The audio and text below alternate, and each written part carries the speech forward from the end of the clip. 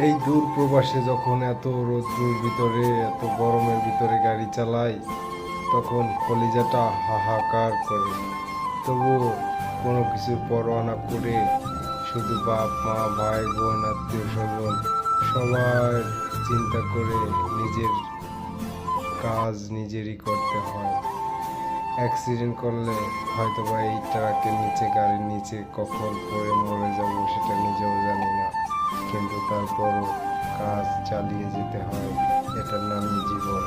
দুবাইয়ের জীবনটা এত কষ্টের, আর দুবাই শহরে এত গরম। যদি বাংলাদেশের কাউকে বোঝাতে পারতাম তাহলে একটুখানি শান্তি পেতাম।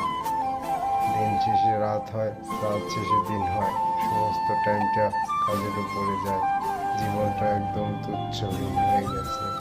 টাকা পয়সা ইনকাম করে বাংলাদেশে পাঠাই, তবু আত্মীয় স্বজনের